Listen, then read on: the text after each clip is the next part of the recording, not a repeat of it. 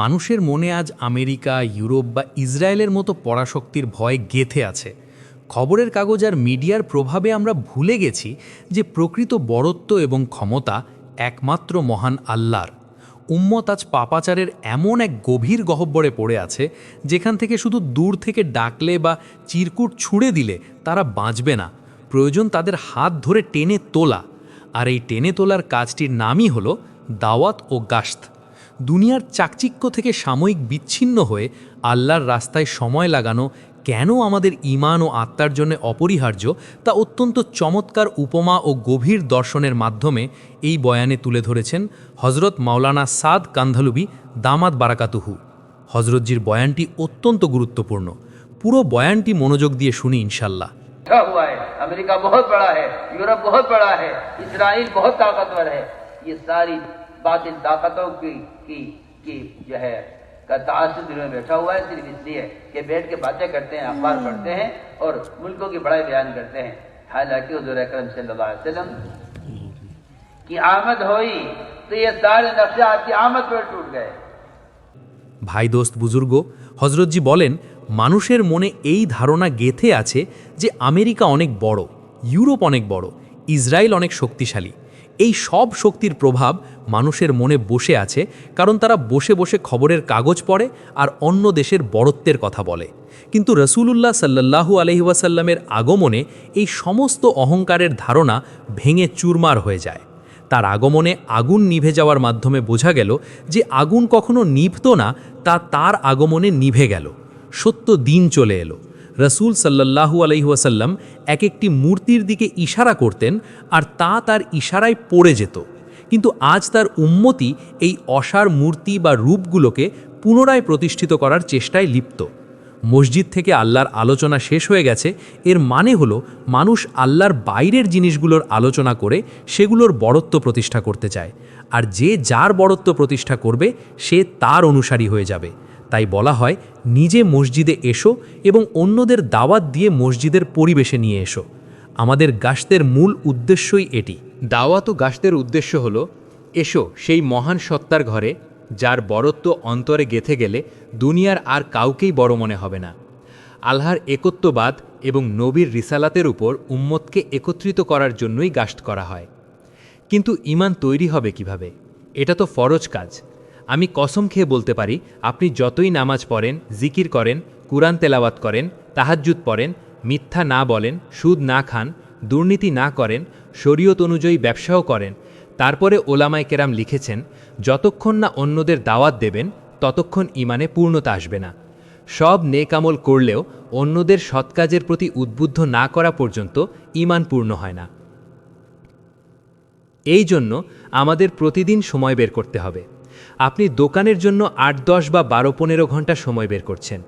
এতটুকু সময় যদি মসজিদে না দেন, তবে দোকানের প্রতি বিশ্বাস প্রবল হয়ে যাবে এবং আমলের প্রতি বিশ্বাস দুর্বল থাকবে। আর এ কারণেই একজন ব্যবসায়ী তার নামাজ নষ্ট করে, কারণ সে অন্যদের নামাজের প্রতি আহ্বান করেনি। তার ঈমান এমন পর্যায়ে নেই যে দোকান ছেড়ে সে নামাজের দিকে আসবে। দোকান বা চাকরি থেকে রিজিক আসার বিশ্বাস তার নামাজ নষ্ট করাবে। আর যদি রিজিকের বিশ্বাস নামাজ থেকে আসে, তবে সে নামাজের জন্য দোকান ছাড়বে। আর যে নামাজ ছেড়ে দেয়, ইসলামে তার কোনো অংশ নেই। কান খুলে শুনে নিন, আপনি হয়তো ভাবছেন এটা শুধু সওয়াবের কাজ, কিন্তু ইসলাম মানেই নামাজ। নামাজ না পড়লে ইসলামে তার কোনো অংশ নেই। কেউ নামাজ না পড়লে কিছু ইমামের মতে তাকে মৃত্যুদণ্ড দেওয়া উচিত, কারণ সে ধর্মত্যাগী, মুরতাদ। ইমাম আবু হানিফা রাহমাহুল্লাহ বলেন, বেনামাজিকে যাবজ্জীবন কারাদণ্ড দেওয়া উচিত। আর যদি সে নামাজকে অস্বীকার করে, তবে সে নিশ্চিত কাফের। আপনি যদি লক্ষ্য করেন, তবে দেখবেন মুসলিম এবং অমুসলিমের মধ্যে শুধুমাত্র নামাজের পার্থক্যই বর্ণনা করা হয়েছে। নামাজ থাকলে সে মুসলিম, আর না থাকলে সে মুসলিম নয়। এই নামাজে পূর্ণতা আনার জন্য যদি আপনি প্রতিদিন ৫ ওয়াক্ত নামাজের জন্য অন্যদের আহ্বান করেন, আপনারা যারা বাজারের ব্যবসায়ী, চাকরিজীবী, কৃষিকাজ করেন, যদি ৫ ওয়াক্ত নামাজে অন্যদের ডাকেন, তবে এই নামাজ আপনাদের মাঝে টিকে থাকবে। আর যদি অন্যদের দাওয়াত না দেন, তবে বেনামাজি একদিন আপনাকে বেনামাজি বানিয়ে ছাড়বে। আপনি যখন অন্যদের নামাজের জন্য প্রস্তুত করবেন না, তখন বেনামাজিরা আপনাকে বেনামাজি বানিয়ে ফেলবে। আমার কথা মনে রাখবেন। আমি খুব সহজ একটি উদাহরণ দিচ্ছি, তাহলে কথাটি বুঝতে পারবেন। আপনি দোকানে বসে আছেন, মাগরিবের আজান হলো, আর ঠিক তখন একজন কাস্টমার চলে এলো। আপনি যদি কাস্টমারকে বলেন চলুন নামাজে যাই, মাল পরে নেবেন, তাহলে হয়তো আপনি নামাজ পড়ে নিতে পারবেন। কিন্তু যদি আপনি তাকে নামাজের দাওয়াত না দেন, তবে সে বলবে আমার এখনই আপনার দোকান থেকে 50,000 টাকার মাল লাগবে। তখন আপনার জন্য 50,000 টাকার মাল ছেড়ে নামাজে যাওয়া কঠিন হয়ে যাবে। তখন আপনি ভাববেন 50,000 টাকার মাল ছেড়ে কিভাবে নামাজে যাই? জামাতে নামাজ পড়া তো সুন্নাত, ফরজ তো নয়, আর নামাজ তো কাজা হয়ে যাচ্ছে না, পরে পড়ে নেব, এই বলে সে জামাত তরক করবে। অথচ জামাতে নামাজ পড়া শুধু সুন্নাত নয়, সকাল থেকে সন্ধ্যা পর্যন্ত জামাতের নামাজ 5 বার এই ঘোষণা দেয় যে আমি মুসলিম, আমি মুশরিক বা মুনাফিক নই। জামাতের নামাজ এই কথারই প্রমাণ, কারণ মুনাফিক এবং মুশরিকরা নামাজের জন্য আসত না, বাকি সব মুসলমান নামাজের জন্য জমায়েত হতেন। মুসলিম এবং অমুসলিমের মধ্যে পার্থক্য করার জন্যই জামাতে নামাজ পড়া জরুরি। আপনাদের তো শেখানো হয়েছে এটা সুন্নাত, ফরজ নয়। কোরআনে বলা হয়েছে রুকুকারীদের সাথে রুকু করো, অর্থাৎ নামাজ পড়ো নামাজিদের সাথে। এটা কোরআনের নির্দেশ। কিছু ইমামের মতে এটা ওয়াজিবের কাছাকাছি, আবার কারো মতে ফরজ। যদি জামাতে নামাজ না পড়া হয় তবে নামাজ নষ্ট হয়ে যায়। আমি আপনাদের খুব ভালো একটি উদাহরণ দিচ্ছি। যদি আপনি নিজের দোকানে বসে 5 ওয়াক্ত নামাজের জন্য অন্যদের প্রস্তুত না করেন, তবে আপনার নিজের নামাজও ঝুঁকিতে পড়বে। কাস্টমার এসে বলবে যে আজ সকাল থেকে কোনো বউনি হয়নি, আর এখন এই কাস্টমার এসেছে 50,000 টাকার মাল এখনই নিতে। আসলে আল্লাহ তাআলা এই কাস্টমারকে পাঠিয়েছেন আপনার নামাজের পরীক্ষা নেওয়ার জন্য, রিজিক দেওয়ার জন্য নয়। এটা এই যুগের মানুষের অজ্ঞতা ও নির্বুদ্ধিতা যে তারা মনে করে আল্লাহ রিজিক দেওয়ার জন্য কাস্টমার পাঠিয়েছেন। আল্লাহ কাস্টমারকে রিজিক দেওয়ার জন্য পাঠাননি, পাঠিয়েছেন নামাজের সময় আপনার পরীক্ষার জন্য। আল্লাহ চাইলে একটা ইঁদুরের মাধ্যমেও রিজিক পাঠাতে পারেন, কিন্তু এই মুহূর্তে যে কাস্টমার এসেছে আল্লাহ তাকে আপনার নামাজের পরীক্ষা নেওয়ার জন্য পাঠিয়েছেন। আল্লাহ দেখতে চান আপনার বিশ্বাস দোকানের ওপর নাকি নামাজের ওপর। আমি তাই আপনাদের বুঝিয়ে বললাম, আপনারা যারা এখানে বসে আছেন এটা ঠিক করে নিন এবং সবাইকে বলে দিন যে 5 ওয়াক্ত নামাজের জন্য যখনই যাবেন অন্যদের সাথে করে নেবেন। 2.5 ঘন্টার মেহনত আমার কাছে ঠিক বুঝে আসে না। দায়ী তো সেই যে সকাল থেকে সন্ধ্যা পর্যন্ত সবার নামাজের চিন্তায় থাকে। এমন নয় যে আপনি 2.5 ঘন্টা মেহনত করলেন আর বাকি সময় দোকানে বসে রইলেন। এমন কাস্টমার আসবে যে আপনার 4 মাসের চিল্লাকে শূন্য করে দেবে। যখন সে বলবে 1 লাখ টাকার মাল এখনই প্যাক করে দিন, তখন আপনি সেই চক্করে পড়ে আসরের নামাজ নষ্ট করবেন। হাদিসে এসেছে যে ব্যক্তি আসরের নামাজ নষ্ট করে তার পূর্বের সব নেকামল নষ্ট হয়ে যায়। একটি আসরের নামাজ কাজা করার কারণে সব আমল বরবাদ হয়ে গেল। এই জন্যই বলছি, দোকানে বসে থাকলে আগত কাস্টমারদের দাওয়াত দিন, 5 ওয়াক্ত নামাজের জন্য মসজিদের দিকে ডাকুন। যদি সত্যিই নামাজের মাধ্যমে ঈমানের পূর্ণতা চান তবে তার একটিই শর্ত, মসজিদে যাওয়ার সময় সবাইকে দাওয়াত দিন। রাস্তায় পথচারী বা দোকানে বসা যে মুসলমানকেই পান না কেন, সবাইকে নামাজের দাওয়াত দিতে দিতে মসজিদে যান, তাহলে আপনার নামাজ নবীজির দাওয়াতের সাথে মিলিত হবে। আর যদি আপনি ভাবেন যার পড়ার সে পড়বে, তবে এটা নবীর দাওয়াতের তরিকা নয়। নামাজের দাওয়াতকে বাস্তব রূপ দিন, প্রতি নামাজের সময় নামাজের দাওয়াত দিন। মুয়াজ্জিন যেমন হাইয়া আলা সলাহ বলে, তার সেই বলার বাস্তব রূপই হলো গাশত বা মানুষের কাছে যাওয়া। মুয়াজ্জিনের হাইয়া আলা সলাহ বলার বাস্তব মেহনত হলো গাশত। আপনি মসজিদে যাচ্ছেন, রাস্তায় যাদের সাথে দেখা হবে তাদের বলতে বলতে যান, ভাই নামাজের জন্য আসুন। যদি সত্যিই নামাজ ত্যাগকারীদের উপর আল্লাহর আযাব আসে, তবে শুধু নামাজ পড়লেই আযাব থেকে বাঁচা যাবে না। শুধু তারাই আযাব থেকে রক্ষা পাবে যারা অন্যদের নামাজের জন্য প্রস্তুত করছিল বা দাওয়াত দিচ্ছিল। যারা শুধু নিজে নামাজ পড়তো আর অন্যদের পরোয়া করত না, তারা বাঁচবে না। ইবাদতকারী এবং নামাজিরাও আযাব থেকে রক্ষা পাবে না। হাদিসে পরিষ্কার বলা আছে যে এই ইবাদতকারী এবং নামাজি আদায়কারীরা আযাব থেকে বাঁচবে না, কারণ তাদের জিজ্ঞেস করা হবে, তুমি অন্যদের নামাজের প্রতি আহ্বান করনি কেন? তুমি তাদের প্রস্তুত করনি কেন? যদি তুমি তাদের নামাজের প্রতি আহ্বান করতে, তবে আজ তুমি আযাব থেকে বেঁচে যেতে। এই যুগের একটি বড় সমস্যা হলো, মানুষ মনে করে নামাজের পোস্টার ছাপিয়ে দেওয়ালে সেঁটে দিলেই কাজ হয়ে যাবে। এটা কোনো নবী বা সাহাবীর তরিকা নয়, সালাফদেরও তরিকা নয়। এই যুগে এটা একটা নতুন বিদাত চালু হয়েছে। কারো কাছে গিয়ে দাওয়াত দেওয়ার প্রয়োজনীয়তাকে উপেক্ষা করা হচ্ছে। যদি কোনো মানুষ কূপে বা গর্তে পড়ে যায় আর আপনি একটা চিলকুটে লিখে সেখানে ফেলে দেন যে আপনি বাইরে চলে আসুন, নইলে মারা যাবেন, আমাকে বলুন, এই চিরকুটের কারণে কি তার প্রাণ বাঁচবে? আরে তাকে সাহায্য করার বা টেনে তোলার কিছু তো ব্যবস্থা করুন। এই চিরকুটে তার প্রাণ বাঁচবে না। আপনি পুরো একটা বই লিখে কূপে ফেলে দিন আর বলুন যে ভেতরে থাকলে আপনার দম বন্ধ হয়ে যাবে, এতে কোনো লাভ নেই। আমি আল্লাহর কসম খেয়ে বলছি, উম্মত আজ পাপাচারের এমন গভীর গর্তে পড়ে আছে যে আপনার শুধু লিখে পাঠানো বা প্রচার করা কোনো কাজে আসবে না। এখন প্রয়োজন হলো তাকে কোনোভাবে সাহায্য করে বা হাত ধরে সেই গর্ত থেকে টেনে বের করা, তবেই তার প্রাণ বাঁচবে। সাহাবী আবু দারদা রাদিয়াল্লাহু বলেন, গুনাহগার ব্যক্তি গর্তে পড়ে যাওয়া মানুষের মতো। তাকে সাহায্য বা সাহারা দেওয়া প্রয়োজন। আপনি মাইকে ঘোষণা দিচ্ছেন, নামাজ পড়ুন, নামাজ পড়ুন। এই ঘোষণা অনেকটা কুয়োর পাড়ে দাঁড়িয়ে বাইরে আসুন বলার মতো। বেচারা কিভাবে বাইরে আসবে? তার তো দড়ি বা একটা অবলম্বন প্রয়োজন।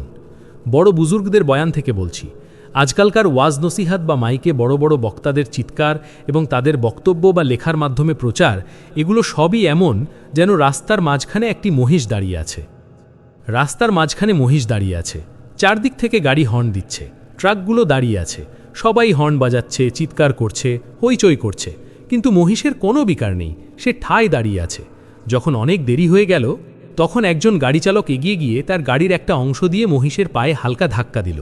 তখন মহিষটি ঘুরে তাকিয়ে দেখল আর ভাবল, ও আচ্ছা, এতক্ষণ ধরে এইসব হট্টগোল আমার জন্যই হচ্ছিল।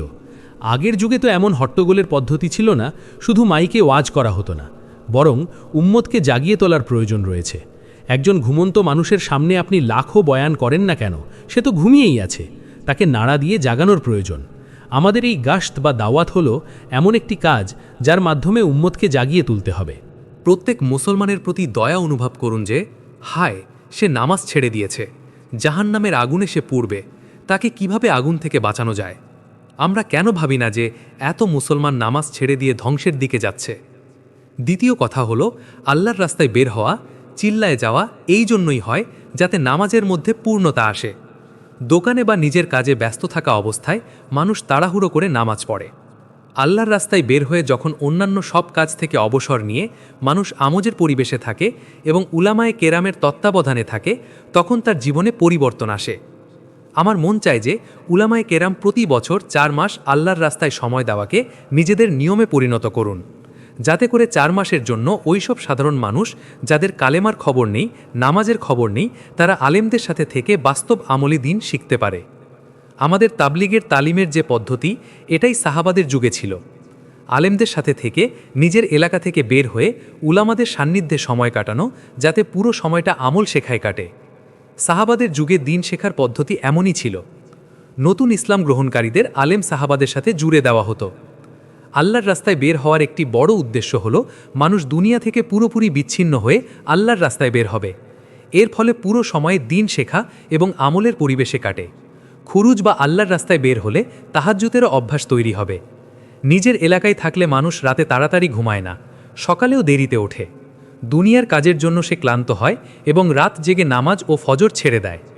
যখন তুমি দুনিয়ার জন্য ক্লান্ত হচ্ছ এবং আল্লাহর হক নষ্ট করছো, তাহলে আল্লাহ তোমার উপর রাজি হবেন না।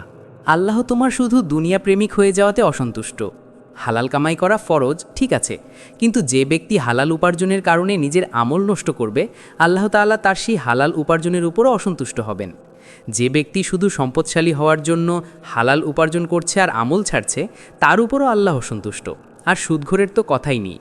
জিনাকারী বা মদ্যপায়ী কেউই আল্লাহর সাথে সরাসরি যুদ্ধ করছে না, কিন্তু সুদখোর আল্লাহর সাথে যুদ্ধ করছে। তাই আমাদের আল্লাহর রাস্তায় বের হয়ে নিজের নামাজের অনুশীলন করতে হবে, কারণ বাড়িতে থাকলে ব্যবসার চাহিদা থাকে, পকেটে মোবাইল নামের শয়তানটি রাখা আছে, এর বেল বাজবে আর নামাজ থেকে সালাম ফিরিয়ে মানুষ গুরুত্বপূর্ণ ফোন কল ধরতে ছুটবে। জামাতে সময় লাগানো হয় যাতে আল্লাহর সাথে একাকী হয়ে লম্বা রুকু ও লম্বা সিজদার অভ্যাস হয়। যদি সে নিজের এলাকায় থাকে, তবে শরীরটা হয়তো মসজিদে থাকে, কিন্তু চিন্তা থাকে ভরের। সে জামাতে বের হয়েও মানসিকভাবে জামাতে থাকে না। আমরা এই জন্যই বের হয়েছি যেন ইবাদতের সময় পাই। যেমন হাসপাতালে রোগীকে সময় মতো ওষুধ দেওয়া হয়, তেমনি আল্লাহর রাস্তায় বেরিয়ে সময় মতো জিকির, তেলাওয়াত, তাসবিহাত, দরুদ ও ইস্তেগফার আদায় করলে আত্মা সময় মতো তার খাদ্য পাবে। কারণ এগুলো সবই আত্মার খাদ্য।